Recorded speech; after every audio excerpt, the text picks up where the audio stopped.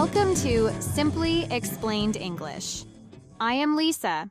And I'm Eric. Do you want to improve your English easily? If so, you're in the right place. So let's get started and make English easy. So Eric, what are the words today? The first word today is unique. Then we will continue with reliable and to praise. Then to stand out. And the final one is at the drop of a hat. Okay, let's start with the first word, Eric. Today's first word is unique. Unique. Unique is an adjective. It means one of a kind or not similar to anything else. That's right. When we say something is unique, we mean it's special, and there's nothing else like it. Exactly. Let's break it down with a couple of examples. I'll start. Go ahead, Eric. Here's my example. Her style of painting is unique. No one else paints like her. It means that her style of painting is special and different from others. Now it's your turn, Lisa. Can you give us another example? Here's mine. The city has many unique buildings that you won't find anywhere else in the world. It means that the city's buildings are special and different. The design of the buildings is something you won't see in any other city. Now, let's talk about how to use this word. Unique is an adjective, so we use it to describe nouns. We often say something is unique or has a unique quality. Good point. Now, let's hear a short dialogue using the word unique. Wow, look at that painting. It's so colorful and strange. You're right. It's really unique. I've never seen anything like it before. The artist must have a unique style. All of her paintings are so different from others. Definitely. That's what makes her art so special and unique. That was a good example, Lisa. It shows how we use unique to describe something special or one of a kind. Yes, and it also shows that we can use unique to talk about styles or qualities, not just objects. That's right. Lisa, would you say unique is a common word in everyday conversations? Yes, I'd say. It's fairly common, especially when people want to describe something as special or different. You might hear it when talking about art, travel, people's talents, or even food. I agree. You can say something like, this idea is unique, or she has a unique talent. It's a nice way to compliment something or someone. Also, it's a versatile word. So, next time you want to talk about something very special, say it's unique. That's right. Well, I think we've covered unique pretty well. Shall we move on to our next word? Let's do that. The next word is reliable. Reliable. Reliable. Reliable is an adjective that means someone or something can be trusted to do what is expected. If a person is reliable, you can trust them. If a thing is reliable, it works well and doesn't break often. Yes, exactly. We usually use reliable to talk about people, machines, or goods services. Now, let's look at the first example sentence. John is a reliable friend. He always helps me when I need it. It means that John is a person I can trust. He always does what he says he will, and you can always expect help from him. Here's another example. This car is very reliable. It never breaks down even after many years. This means it works well and doesn't have problems often so that you can drive it for a long time without problems. Yes, and remember, reliable is usually used in a positive way. It's a compliment to call someone reliable. It shows they are trustworthy and dependable. Good summary. Now let's move on to a short dialogue to show how reliable can be used in a conversation. We need to make sure we give the project to someone reliable. I think Sarah is the best choice. She's always on time and finishes her work. She's very reliable. I agree. Let's ask Sarah to take the lead. In the dialogue, Anna and Tom discuss giving the project to someone reliable. They trust Sarah because she is responsible and dependable.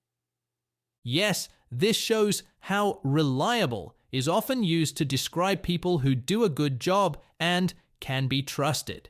It's a great word for describing people or things that do not disappoint you. So, Eric, do you think reliable is a common word in English? Oh, definitely. It's a very common word, especially in both work and personal situations. You'll hear it when people are talking about someone they trust or something that works well. It's not too formal or informal, so you can use it in many different contexts. I agree. Being reliable is important for people, whether you're talking about a friend, a car, or a service. Exactly. So remember, when you want to say you trust someone or something, you can use the word reliable. Okay, that's it for the word reliable. Let's move on to our next word. Sure. The next word is to praise. To praise. To praise. To praise is a verb that means to say positive things about someone or something, especially when they have done something good or deserve it. When you praise someone, you tell them they did a great job. That's right. Praise is used when you want to show that you are happy with someone's actions or work. Now, let's look at the first example sentence. The teacher praised the student for his hard work on the project. It means that the teacher makes positive compliments or says nice things about his effort. That's what praise means. Exactly. Here's another example. Everyone praised the chef for the delicious meal. This means that people said nice things to the chef because they enjoyed the meal. Let's talk a little more about how to use to praise. We also often use it with the preposition for to explain why someone is being praised. For example, she was praised for her hard work. And there's also a noun form, praise.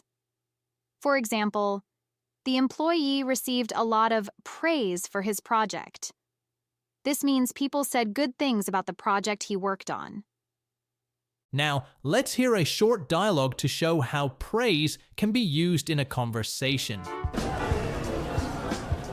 I heard your boss praised you for finishing the project early. That's great. Yeah, it is good to be praised.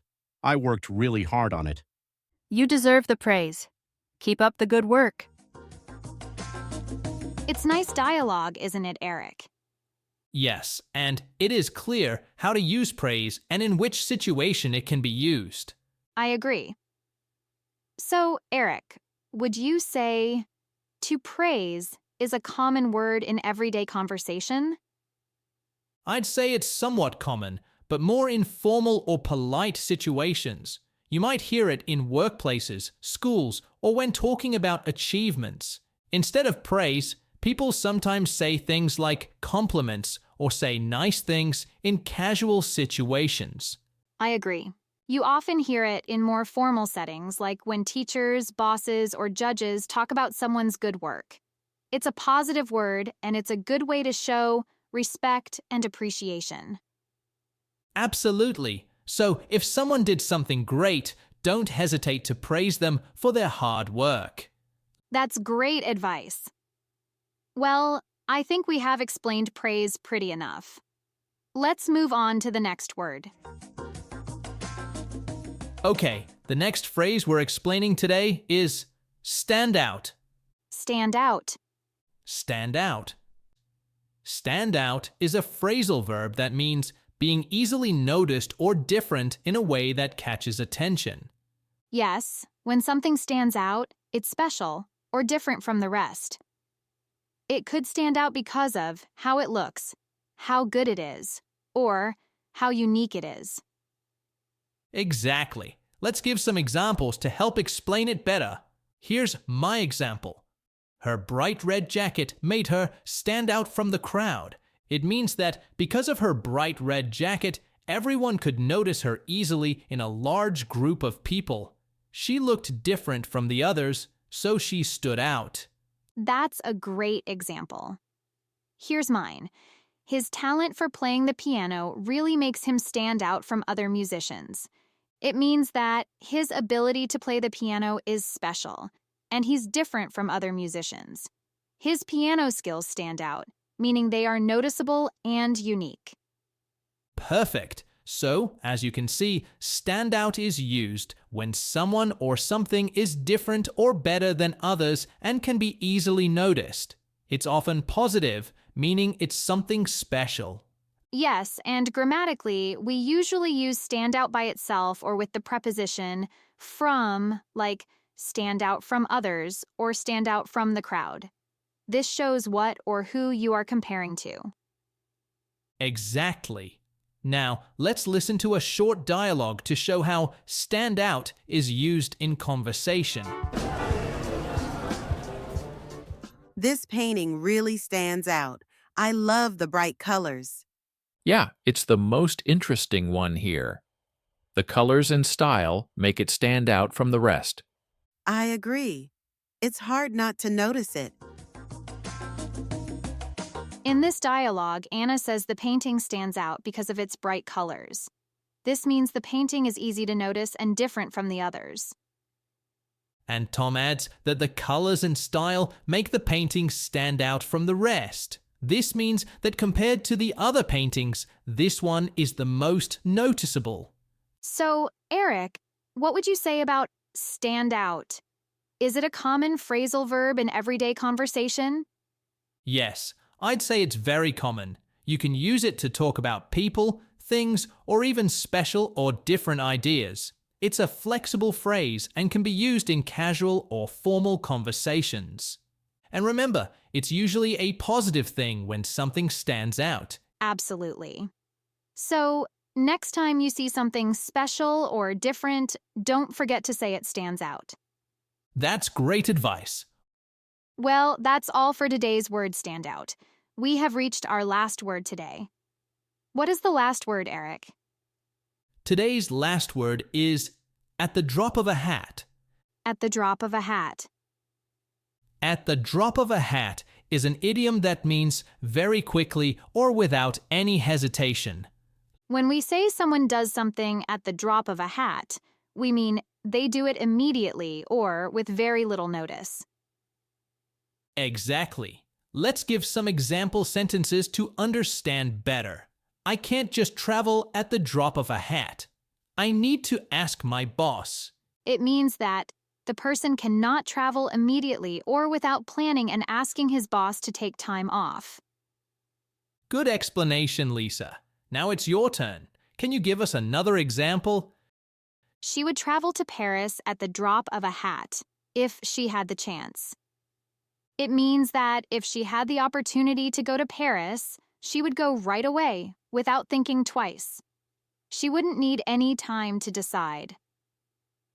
Now, let's hear a short dialogue using the phrase at the drop of a hat.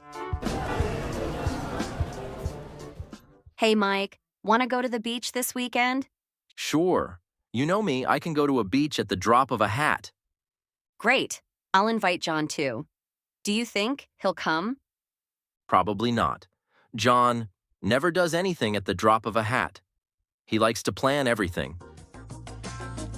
That was a good example, Eric. It shows how we use this phrase to describe someone ready to do things quickly and spontaneously. Yes, and it also shows the contrast with someone who doesn't do things at the drop of a hat. Absolutely. So, Eric, what would you say about at the drop of a hat? Is it formal or is it common in English? It's fairly common, especially in casual conversations. People use it when they want to emphasize how quickly or easily something happens. That's true. What about being formal or informal? I'd say it's quite informal. We use it mostly in casual speech with friends or family, not in formal writing or presentations. Additionally, it's a colorful way to express the idea of doing something very quickly. It's more interesting than just saying very fast or immediately. That's right. It adds flavor to the language and helps learners sound more natural in casual conversations. Okay, well, I think we've covered at the drop of a hat pretty well and reached the end of the podcast today. Yes, Lisa, I hope our followers found today's episode helpful. I hope so, Eric. Okay, thanks for listening. And keep practicing your English. Stay tuned and bye for now.